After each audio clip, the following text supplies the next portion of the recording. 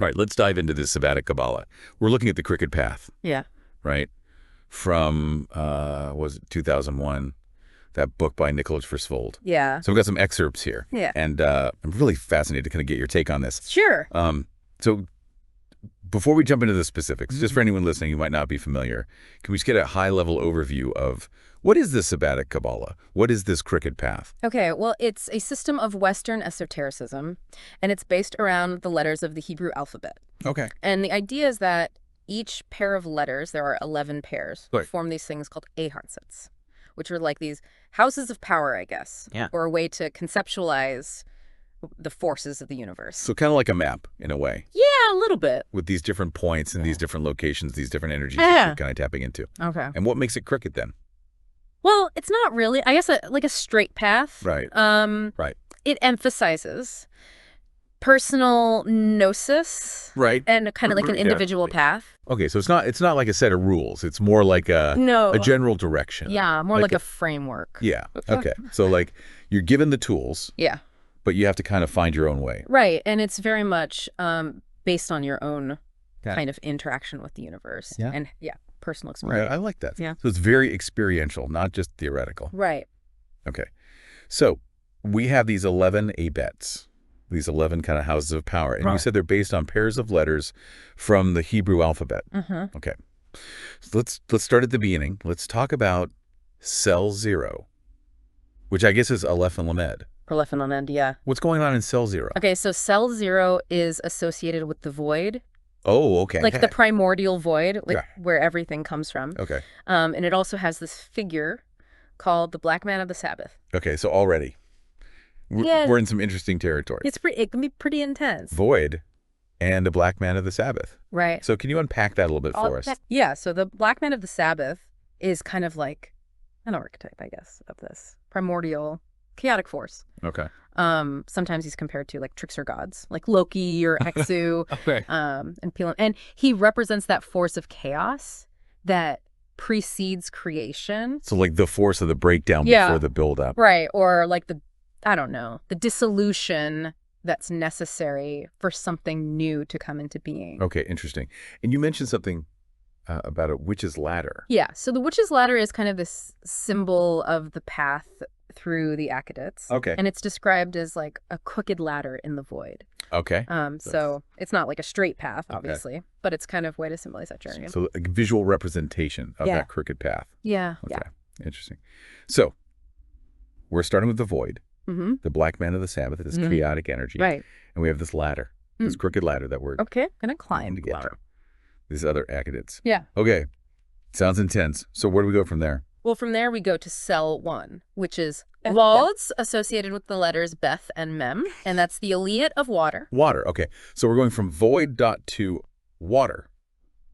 Interesting. So how does that transition happen? Well, water is kind of seen as the first element to emerge from the void. Okay. So that it's the Aya first kind of manifestation of something from nothing. Okay. And Rod, in this Ayala, we also have the concept of the self-slayed one. The self-slayed one. Yeah. Okay. What is that? It's kind of this image of self-sacrifice and raw, I guess. The idea is that in order to create something new, you have to kind of sacrifice.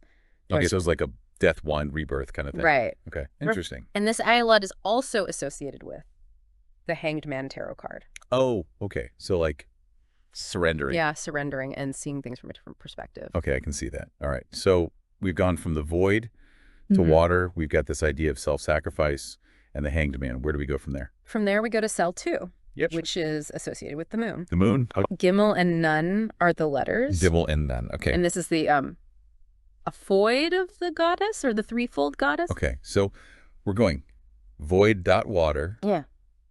and now the moon Yeah. and the goddess. This is getting interesting. It's So tell me about this moon and goddess connection. Well, the moon is obviously associated with cycles, Okay. waxing and waning. And the goddess is often seen as having 3 aspects: the maiden, the mother, and the crone, which also kind of represent these different phases of life. So it's like the cycles of nature and the cycles of life are all kind of tied together. Exactly. Okay, in the source material, there's also this mention of psychosexual fluids. What's that all about? Yeah, so that's kind of a more esoteric aspect of this item. Oh, okay. And it's not really explicitly explained. Right. It's kind of hinting at this idea of like harnessing these primal energies. Okay, so it's like tapping into the raw power Mm. of creation or of life itself. Okay, this is fascinating. Mm. So we've gone from the void to water to Moon the goddess. Mm. Now we're talking about these psychosexual fluids Mhm. and these primal energies. Right. What's next? Well, from there, we go to cell 3, which is associated with the letters Deleth and Semek. And this is the Atat of embodiment of spirits. Embodiment of spirits. Okay, Oh! this is getting really interesting. Yeah. So what kind of spirits are we talking about here? It's not really specific types of spirits, but No, it's more I like don't know. the general idea. Yes. There are these spiritual forces that exist and that we can kind of bring them into ourselves. Okay, so it's not like invoking a specific demon Yeah. or angel or something like that. No, not necessarily. It's more like a Just just it's more like a general, energy or a Right. of energy. yeah, and kind of Yeah, like oh, yeah. allowing it to manifest through you. Okay, and Yeah. how do you do that? Well, the source material mentions Hmm. a technique called the death posture. The death posture. Okay. Yeah. What is that? It's Zarya basically like a trance state where Right. you like kind of Yeah. mimic the stillness of death. Well, And through that, you can become a vessel for these spirit energies. so it's like Samanatoyo, you're emptying yourself out. Yeah. To make space for something else to come in. Yeah, kind of. Okay. And what's the point of that? Why would you want to embody a spirit? Well, it depends on what you're trying to achieve. Okay. It could be for knowledge, power, healing, all sorts of things. Okay, so you're tapping into that spirit's energy Energy. or knowledge Exactly. or power to Yeah. help you with whatever you're trying to do. Right. Okay. And And- this Awanada also has some associations with Orion and the 8 Red Cross. Okay. So there's like a celestial element to this as well. Yeah. Okay. All right. So we've gone from the void to water to the moon and the goddess to embodying spirits. This is quite a journey. Where do we go from here? Well, from there, we go to cell 4, Hmm. which is associated with the letters Heth and Anin. Okay. And this is the ayat of the vessel. The vessel. Yeah, so it's kind of like Andra building on what we were just talking about, Mm-hmm. the embodiment of spirits. But Oh, it's more yeah. focused on refining your own being to be a better vessel. So it's like an audit. Yeah. You're not just Yeah. taking in any old energy. You're actually preparing yourself to be able to handle those energies. Right. Okay. There's a lot of focus on the physical body in this autet. Okay. Specifically the hand, eye, phallus, and mouth. Interesting. So Yeah. it's not just about the spiritual or the mental. It's also about the physical. Yeah. Okay. Yeah. And you mentioned something about the tetragrammaton. How does that fit in? Yeah, so the tetragrammaton is the 4-letter name of God. Okay. And the CB Damaset, it's kind of seen as a symbol of the divine power Yeah. you're trying to align yourself with. Okay. So you're becoming a vessel for that divine power. Wow. It's getting pretty intense. So we've gone from the void to water to the moon and the goddess Yeah. to embodying spirits Mhm. and now to becoming a vessel for divine power. Yeah. This is quite a journey. Where do we go from there? Well, from there, we go to cell 5, which is associated with the letters Vav and Pe. Bav and Pe. Okay. And this is the Atoat of the pentagram and the familiar. Oh, familiars. Okay. Now we're talking. Yeah, this is a fun one. So tell me about familiars. So a familiar Yeah.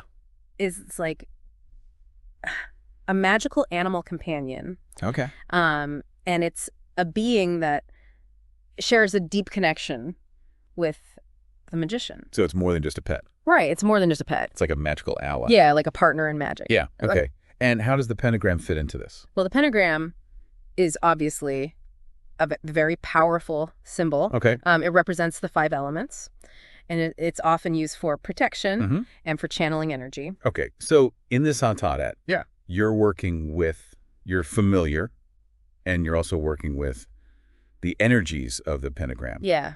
I guess.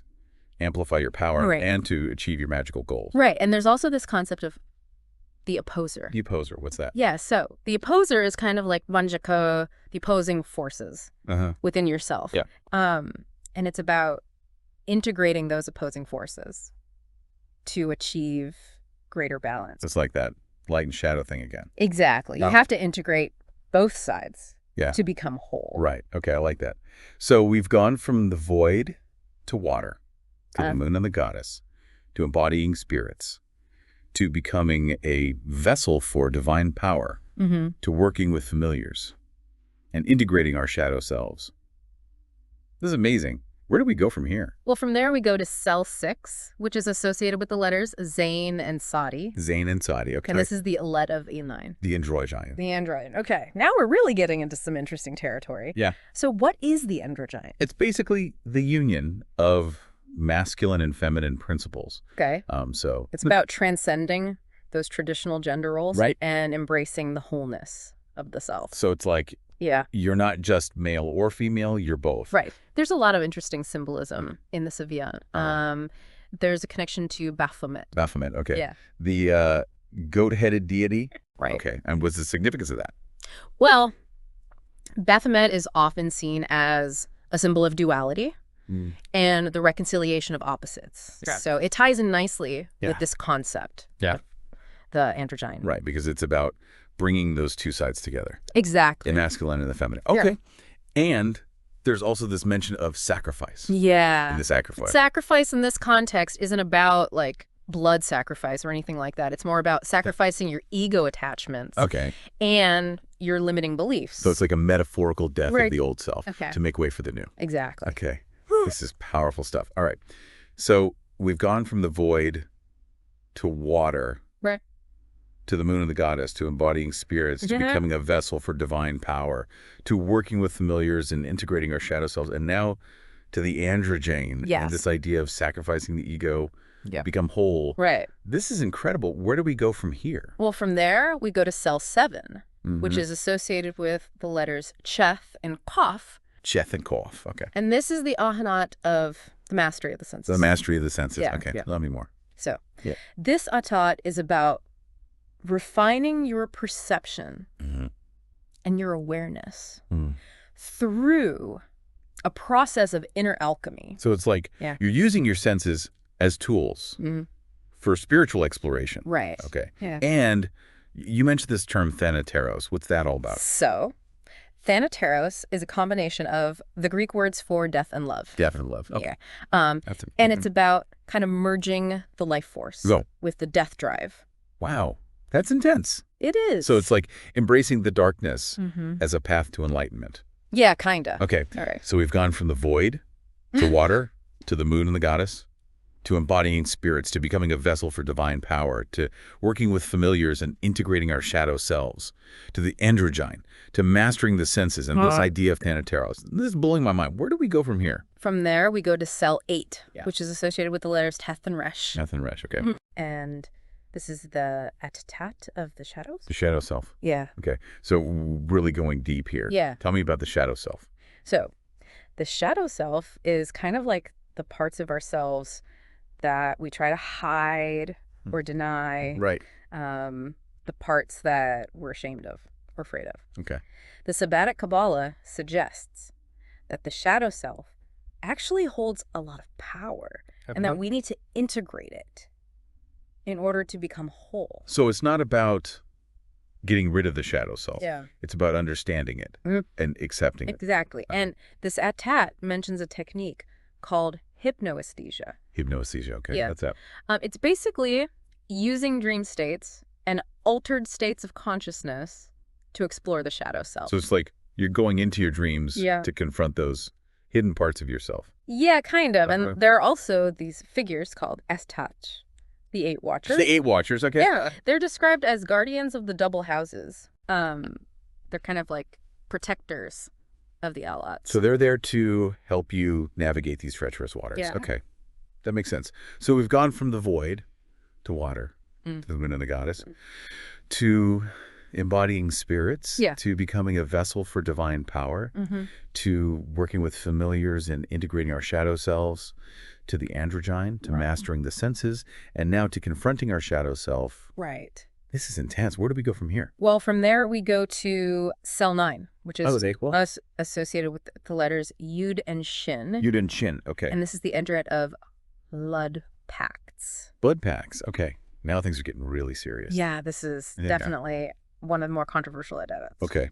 Tell me about blood pacts. So blood pacts are basically agreements that you make with spiritual entities. Okay. And they're sealed with blood. Okay. And Why blood? Well, blood is seen as a very powerful substance. Oh, okay. It's the essence of life, and it represents a connection to the divine. So using blood in a pact is a way of showing your commitment and on making the pact more binding.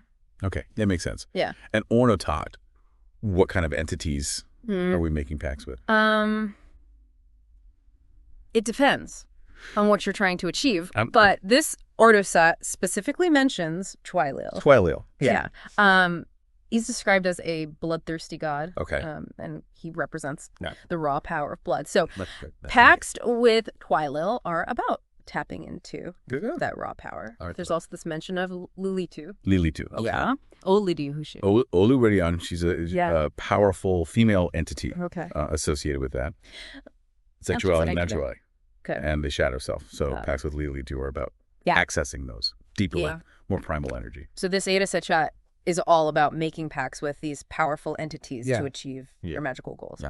But it sounds like there's a lot of potential danger here. Yeah, there is. You have to be very careful when working with these energies. Right. Okay. So we've gone from the void to water, to the moon and the goddess, to embodying spirits and becoming a vessel for divine power, to working with familiars and integrating our shadow selves, to the androgen, to mastering the senses, to confronting our shadow self, and now to making blood pacts. Right. This is quite a journey. Where do we go from here? Well, from there we go to cell 10, which is the final etat. Okay. It's associated with the letters Kaf and Tau. Kaf and Tau, okay. This is the etat of the famulus. The famulus, okay. What is the famulus? So the famulus is like your personal spirit servitor. Okay. It's a being that you create through a process of magical work. Okay. So it's not like you just find a famulus. Sure. You actually have to create it. Right. Okay. And what's the purpose of a famulus? Well, it can do all sorts of things. It can help you with your magic. Right. It can protect you. It can even give you advice. Okay. So it's like a really powerful ally. Yeah. It's like the ultimate magical companion. And how do you create a famulus? It's a pretty complex process. Right. It involves a lot of different things like ritual work, meditation, and working with the energies of the energy. Okay, so it's not something you can just whip up overnight. No, it takes a lot of time and effort. Okay. Like you mentioned something about Jupiter, Saturn, and fortune. Yeah, so Dusi, this panseat, is associated with those planets. Okay. Jupiter represents dot expansion and good fortune. Okay. Saturn represents discipline and mastery over time. And Gusi, fortune, is about aligning yourself with the cosmic forces. Okay. So it's like all of these things come together to create the famulus. Okay. So it's not just about having the right knowledge, the right skills. It's also about being in the right place. Yeah. At the right time. Yeah, you could say that. Okay. Wow. This is amazing. We've gone from the void to water, to the moon and the goddess, to embodying spirits, to becoming a vessel for divine power, to working with familiars and integrating our shadow selves, to the andro. Okay, so we've covered a lot of ground with those first 10 ets, and I feel like one of the themes that keeps coming up is this idea of duality. We see it with the void, the black man of the Sabbath, this kind of destructive force that also gives rise to creation. The shadow self, the androgyne. It seems like this system is really about embracing those opposites, those seemingly contradictory forces. Yeah, absolutely. I think that's a really key insight. The Sabbatic Kabala isn't about trying to eliminate one side or the other. It's about recognizing that both are necessary, both are part of the whole. Yeah, like that yin-yang symbol. You can't have one without the other. Exactly. And it's about finding that balance, that integration. That's where the real power lies. And that ties into another theme we've touched on, this idea of alchemy. It's not just about understanding these concepts intellectually. It's about actually transforming yourself. Yeah. Transmuting those base metals into gold. Right. It's a very experiential system. It's about putting these ideas into practice and seeing how they work in your own life. Yeah, and that's what I find so fascinating about it. It's not just a philosophy. It's a path, a way of being in the world.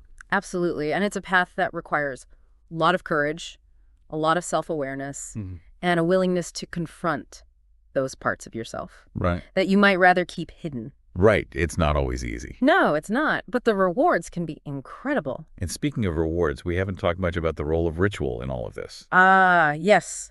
Ritual is essential to the Sabbatic Kabala. Okay, so tell me about that. What kind of rituals are we talking about? Well, it varies depending on the specific alat and the magician's intentions. Go. But in general, ritual in the Sabbatic Kabbalah is about creating a sacred space, a container for transformation. It's about using symbolic actions, words, objects, to shift consciousness, to connect with those deeper realms of power. I see. So it's not just about going through the motions or reciting some ancient incantation. No, it's about putting your whole being into it, your mind, your body, your spirit. Yeah, it's about embodying those energies and directing them towards a specific goal. Exactly. And I think that's what makes the Sabbatic Kabbalah so powerful. It's not just a system of belief, it's a system of practice. And that practice can be pretty intense, especially when we're talking about things like blood packs and working with entities like Lily too. Right. There are definitely risks involved, and it's not something to be taken lightly. No, absolutely not. Oh, yeah. So for someone who might be intrigued by the Sabbatic Kabbalah, but also a bit intimidated, what advice would you give them? Well, I would say start with the basics, learn about the system, read the source material, and maybe find a teacher or a mentor who can guide you. Yeah, that makes sense. It's like any other skill or discipline. Yeah. You wouldn't just jump into the deep end Right. without learning how to swim first. And I think it's important to remember that the crooked path is just that. It's crooked. There's no straight line, no one right way to do it. Right. It's about finding your own way, trusting your intuition, and being willing to make mistakes. Yeah, and to learn from those mistakes and to keep evolving. Exactly. So even if you stumble or get lost along the way, that's all part of the journey. It is. It's all part of the process. This has been so illuminating. I feel like I've learned so much about the Sabbatic Kabbalah Yeah. and about myself. I'm glad to hear that. Okay, so we've explored those first 9 Edas. We've talked about the key themes and the role of ritual. I'm ready to hear more about that final Eta Tat, Cell 10, and the emergence of the famulus. Okay, let's dive into it. All right, so Cell 10, this is like the grand finale, right? The culmination of the crooked path. You could say that. And it's all about the famulus, Right. this magical companion that we've kind of hinting at. Yeah. So can you just remind us again, what exactly is a famulus? Yeah. So the famulus is a spirit servitor. It's a being that you create through a process of magical work.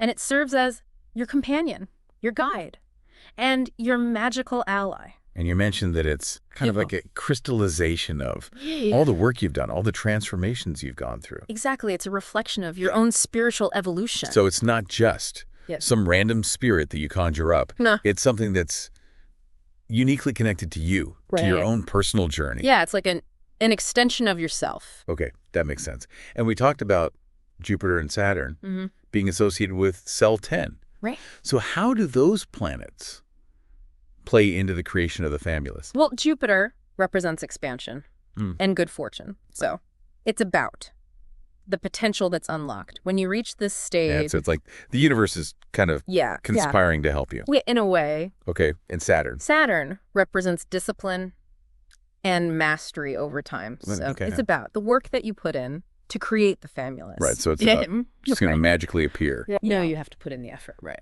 Okay. And what about fortune? Fortune is about lining yourself with the cosmic forces. Okay.